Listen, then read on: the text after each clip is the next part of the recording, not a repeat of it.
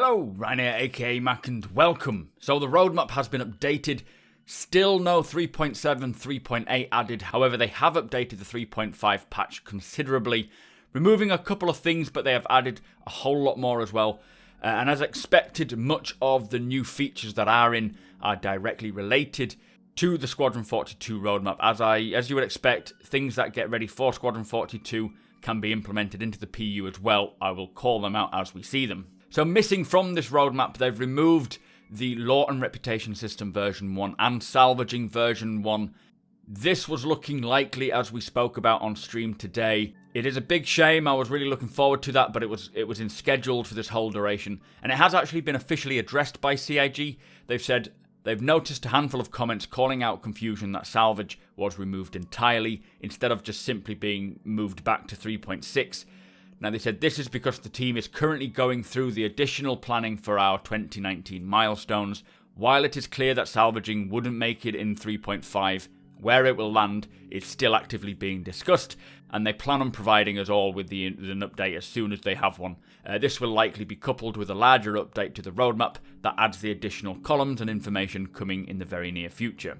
So just because it's not pushed back to 3.6 doesn't mean it won't be coming in 3.6 or later down the line. They just haven't got to that stage of planning yet, and hopefully we will get 3.7, 3.8 very soon.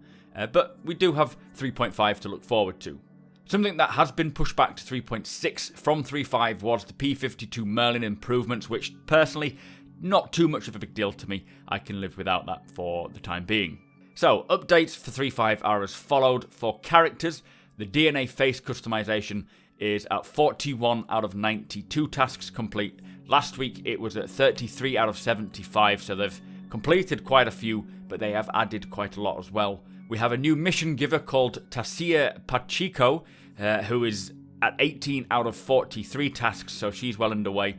This is a new mission giver for Artcore. No idea who she is or what missions she provides.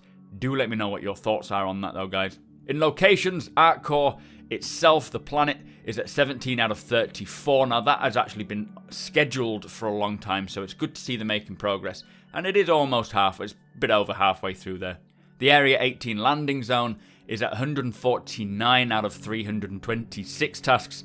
Last week it was 122 out of 316, so there is still a long way to go there for the landing zone, but they do still have 2 and a bit months left to go, so I'm sure they will get there. So for AI, missing from the AI is the stealth behaviors. That again will probably be addressed later on down the line. This is playing into the Squadron 42 map, which we have seen that on there, so potentially we could get it in in the PU soon. We'll have to wait and see. But what has been added is Ship AI Flight Model. Now this is at 11 out of 12. There's only one more task left for this one, and it's basically just adapting the AI to use this new flight model that is coming in 3.5. As I say, it's almost complete, so they should be able to use that themselves. Also, the Ship AI Combat Behaviors is at 0 out of 3. This is making ship AI combat more challenging and realistic, such as maybe a surprise de-acceleration and breakaways while under fire.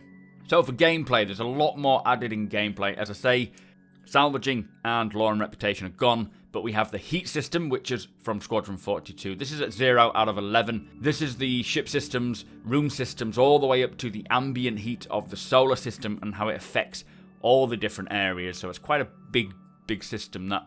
The next one is AI bounty hunting in environmental missions. This is at 0 out of 3, or just scheduled. So basically, if you have a crime stat, AI bounty hunters and security forces will attack you. Vehicle scanning HUD improvements is at 2 out of 20. This adds improvements to the HUD and confidence levels for newly ID'd objects. AI distress beacon, which is scheduled. This is creating combat assist missions to help AI in distress. So maybe the AI will put out a distress beacon rather than just allowing players to. The vehicle radar version 2 is also scheduled. This allows for different radar upgrades, which hopefully means new components that we can buy, but also allows devs to modify radar range and abilities, plus have environmental hazards impact the radar's effectiveness, so creating a fog effect or a distortion effect, which will be fun. Quantum travel improvements are at 1 out of 12. That is, as you would expect, just making it a whole better system. Vehicle scanning improvements is at 4 out of 25, so being able to create false signatures and balancing the distance in which contacts can be detected. Creating false signatures will be very fun and hopefully give another crew member something to do on a bridge.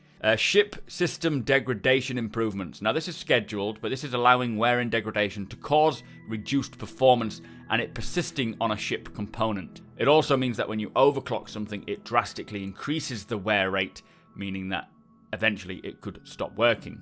Vehicle tech updates, version 1. Now this is at 3 out of 21.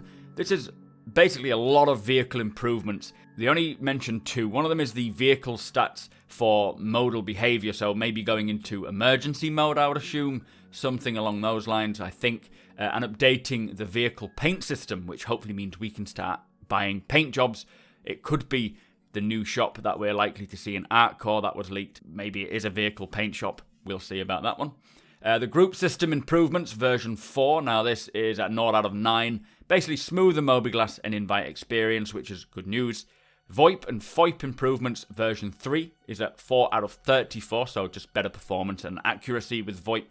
Bounty missions NPC improvements, this is at 0 out of 4, so allowing hunted NPCs to use quantum travel to evade you. Instead of just fighting it out with them, they will try and escape. Distortion damage improvements, which is at 0 out of 4. This is basically distortion damage to impact performance on items from environmental hazard areas. So if there's an area that is giving a distortive effect to your components, to your panels and whatnot, to your ship, that will affect it. Even your mobiGlas at some point. Gimbal weapon improvements, version 1. This is at 0 out of 5. Improving the ship combat system with automated gimbal mounts for weapons and other components, which could be attached to have more uses from them. So that would be quite fun, having an automated turret if you are flying a ship solo especially. And finally for gameplay, the extended delivery missions to Artcore and its surrounding rest stops. That's at 0 out of 3 and that's basically self-explanatory. So there's only a couple of changes to ships and vehicles. The Origin 300i is at 39 out of 79. Last week that was at 38 out of 80, so they've completed one and added one. The 315P, 325A and 350R is now at 2 out of 10 tasks complete, and they've just completed one from last week. Swiftly onto weapons. The Gemini S71 assault rifle is now at 6 out of 28 tasks. Last week that was at 4 out of 28, so 2 have been completed there. 1 task has been completed on the GT870 Tarantula revision. 3 tasks have been completed on the Castak Arms Coda pistol. And they've also added a Banu Singe tachyon cannon, probably for the Defender. This is at 1 out of 25, and I think that would be a pretty cool weapon to see. So finishing off 3.5 with Core Tech, the hard surface shader is at 2 out of 4. Last week that was at 1 out of 4. The asynchronous disconnection refactor, this is a new one. That's at 1 out of 13, so cleaning up a lot of bugs and issues like the infinite loading screens, the server and client crashes and stuff, making it just play better. And finally, network object container streaming stall fixes. This is at 0 out of 10, but fixing the network-related stalling as a result from bind culling and object container streaming, things that pop in and out basically, freezing the game for short periods.